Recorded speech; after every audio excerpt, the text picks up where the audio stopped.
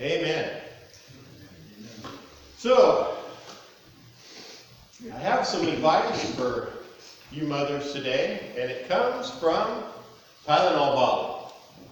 So when you're stressed, when you have a tension headache, it says on the bottle to take 2, but keep away from children. Mother's Day is traditionally the day when we honor our wives and mothers. They are finally rewarded for cleaning all the bloody knees and the colds and the noses and all the things that mothers do for each one of us. They're rewarded today for driving to pick you up from all those games, enduring all the things that they have to endure for you, and for not believing when they are told, "Mom, I hate you. How dare you? I will never love you again." Mothers ignoring that and still loving them beyond the child's craziness. Their cards probably will not reflect all that they're trying to say today. Thank you for showing up in my life. Thank you for being the intercessor in my life. Thank you for not giving up on me. The text today is Mark 7, 24 through 30. And first I'm going to read the whole thing, and then I'm going to go through it little by little. And from there, he arose and went to the region of Tyre and Sidon.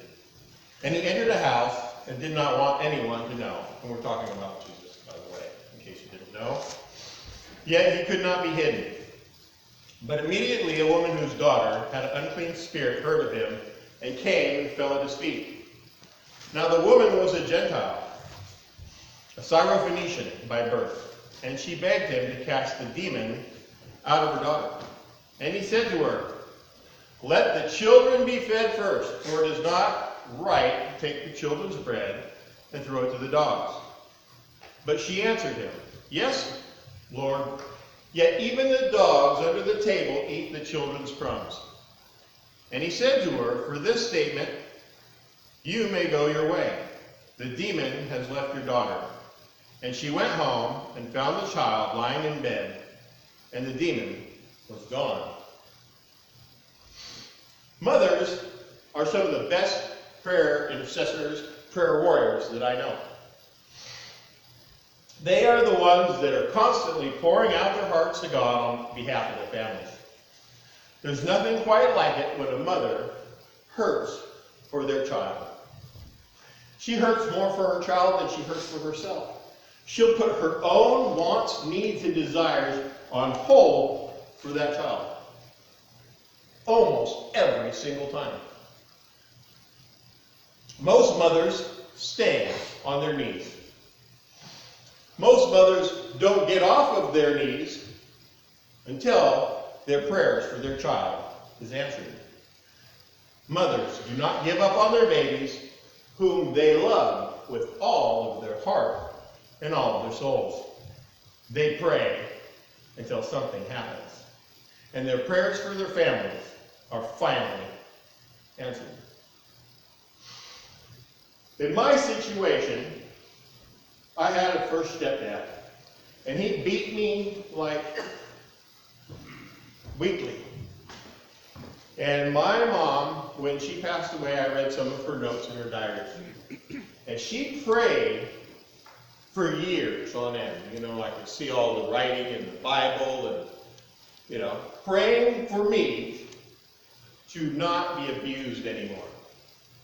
While she was abused, maybe not as physically as I was, she prayed that I would finally get away from being abused. And one day, I did. It just wasn't in the way that she wanted or she thought. I ran away from the abuse and went and ran to go live in San Jose with my dad.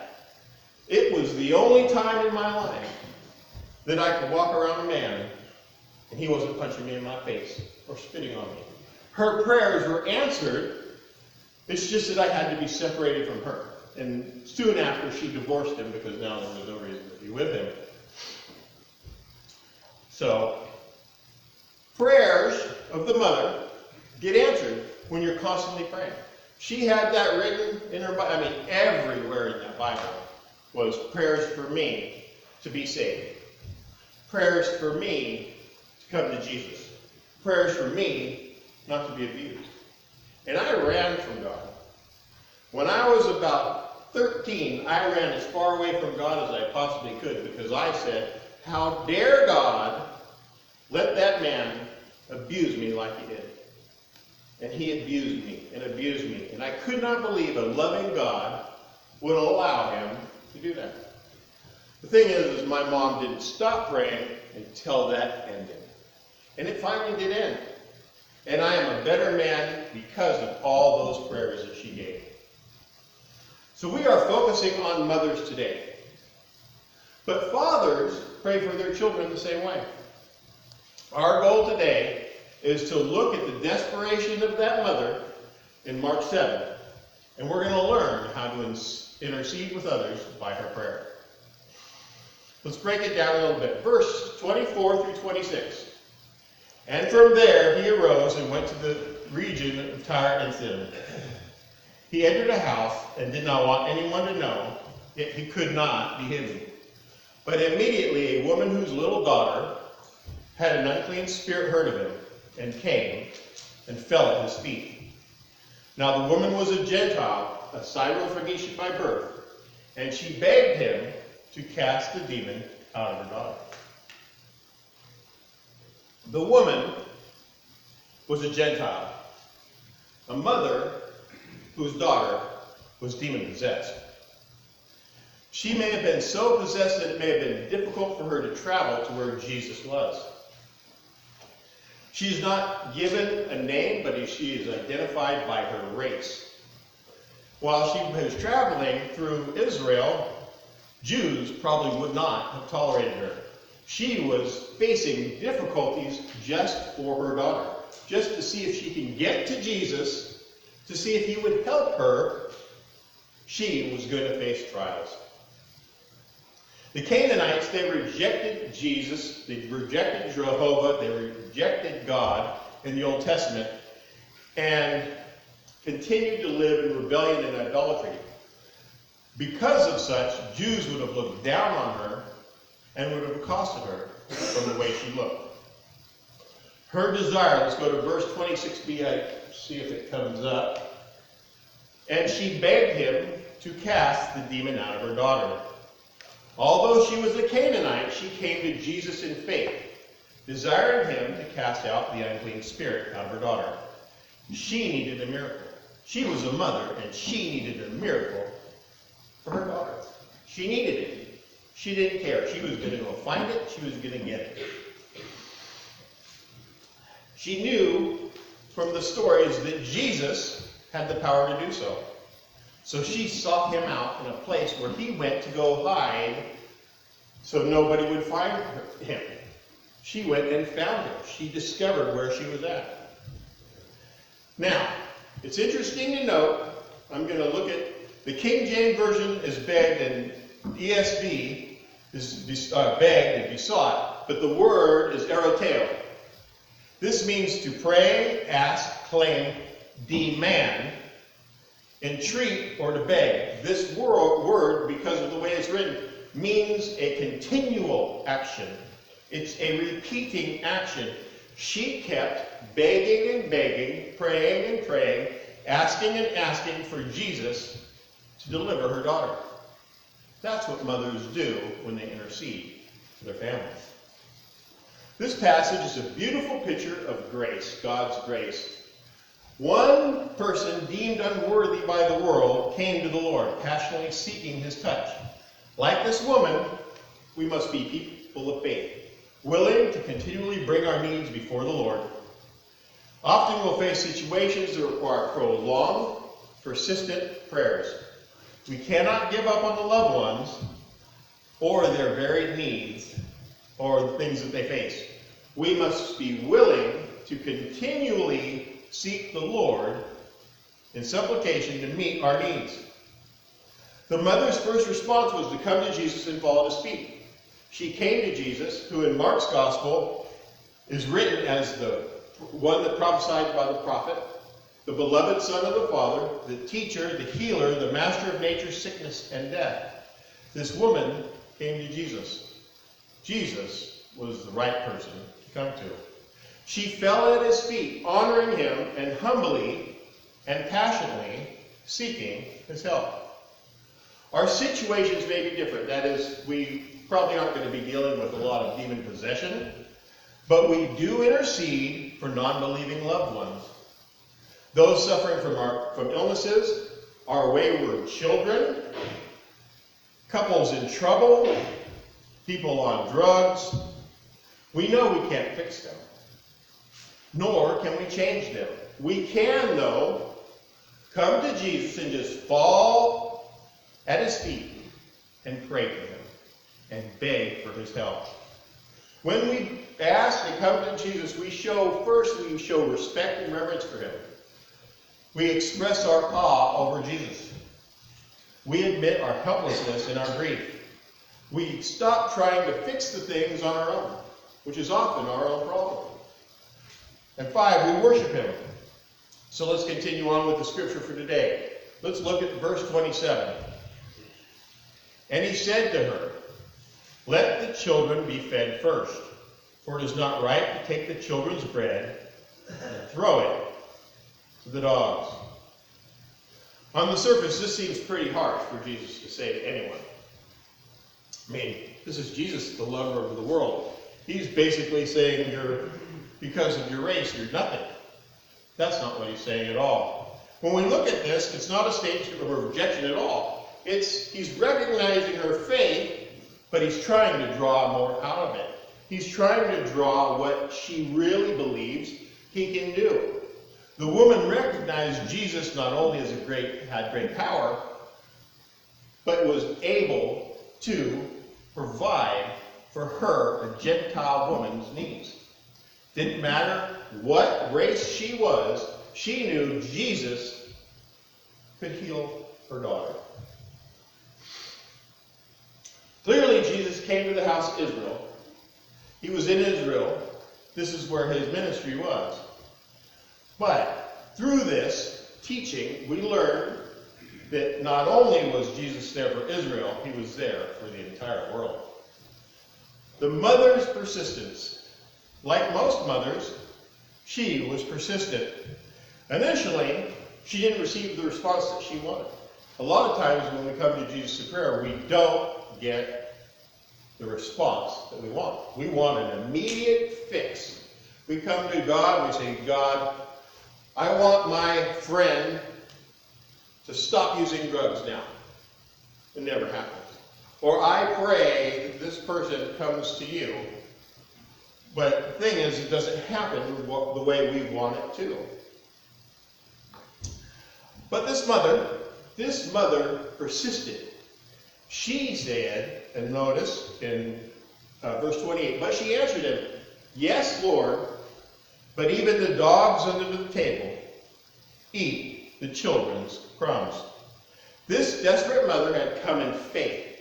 She was committed to receiving her petition. As Jesus spoke of giving the children's bread to the dogs, she declared, "Even the dogs eat the bread that's dropped." She knew Jesus had the ability to meet her needs, and she desired to receive even the smallest portion of his grace. Her faith in the Lord was realized that even the smallest touch from him would be sufficient. Verse 29 through 30, and he said to her, "For this statement you may go your way. The demon has left your daughter." And she went home and found the child lying in bed, and the demon was gone. While this woman was a Canaanite, her faith stands as a model for all of us. She knew the problem she faced was not beyond the Lord's ability to handle. We need that kind of faith today. We must trust the Lord to meet every need that we have. Like her, we must recognize his power. He is able to do exceedingly abundantly more than we ask. His power is beyond our ability to comprehend. And even his smallest touch can change that person's life that you're praying for. The mother's request was not all flowery. She didn't blow smoke in his face, as they say. She was desperate. She pleaded continually with Jesus to free her daughter from this demon. She kept asking, assertively and humbly. She did not answer aggressively when she didn't get her way. She did not demand. She didn't ask passively, failing to speak up for what she wanted. She did not speak passive-aggressively or manipulatively. She was assertive and humble. She knew what she wanted Jesus to do. She knew he could do it, and that's what she asked for. She persisted humbly and assertively. She didn't go, but God, if you give me what I want, what I'll do is I'll stop doing this. She didn't need to con Jesus into healing his daughter. She just went, this is what I need. Heal my daughter, you can do it. Not, well, I'll quit smoking, I'll quit drinking, I'll drive slower on the freeway, I'll stop flipping people off, I'll be the perfect citizen. None of those things. She just asked humbly and assertively. When you're desperate for your children, when you're praying, your ego goes out the window. It's not about you. It's about the other person. You don't demand. You don't stop asking when your needs are not met immediately. You don't lie. You don't try to manipulate God. He knows what your needs are already. You just need to ask him humbly and assertively. This mother was clinging to whatever hope Christ would give her. She didn't quit when she heard his initial rejection. She continued to persist because she knew Jesus could heal her daughter. Because of her persistence and her faith, her daughter was healed. Why? She didn't quit. She didn't quit with that rejection. She didn't quit. A teenager was tired of high school. He was going to quit. He had gotten behind. Everything was too hard. He was basically just going to give up. His mom was trying to convince him to stay with it. Son, you just can't quit. All the people who were remembered throughout history are the people who didn't quit. George Washington didn't quit, and we found freedom from the tyrannical English rule. Abe Lincoln didn't quit, and now all people are free. Thomas Edison didn't quit, and now we have the light bulb. The Wright brothers didn't quit, and now we have planes in flight. Douglas MacArthur didn't quit, and he was one of the greatest generals that had ever lived. James Frederickson didn't quit, and we would not be where he is. The son said, whoa, wait a minute. Who in the world is James Frederickson? His mom says, see, you don't remember him because he quit. As you pray today, we need to plead with God for more than just a crumb. Just a moment of hope. Just a simple indication of grace. Just enough to say, I'm going to continue to pour my heart out to you. I trust you, God, and I'm going to cling to you. We need to trust our prayer. We need to trust it can be answered. We have a miracle-working God. Jesus didn't even just speak to the demon to heal. He was nowhere near the demon. He simply declared that the demon was gone and was free. I can just see the mother hurrying home, taking Jesus as his word, and finding her daughter healed. Like the father of the prodigal son who ran home in haste to meet his returning son in Luke 15, surely that mother was running home in haste to see her daughter as well. Conclusion. So for what people do we need to pray for today? Are you burdened enough about them to run to Christ like that hurting mother did? Applications. I love those.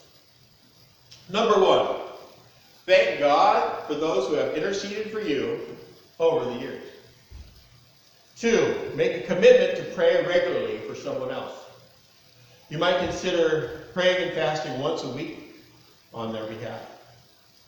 3, don't quit praying and doing the right thing.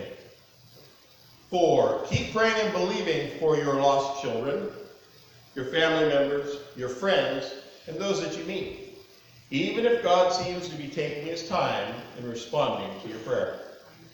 Prayers of the righteous avail much. Spend time in love with your family and with your loved ones. And, this might be hard to do, take time with your mothers or your wives today. Appreciate them. Make dinner for them. Take them out to dinner. Don't just tell them you love them. Show them that you love them by acts of service. Moms in this room, you have the noblest profession in all of history. All your children and the world need you. You train the children who come to society, and we need you to raise up strong Christian children, grandchildren, great-grandchildren. Mothers, through prayer, are some of the greatest interceders that I've ever known. Benediction today is in 2 Corinthians 13:11. Short. Finally, brothers, rejoice, aim for restoration.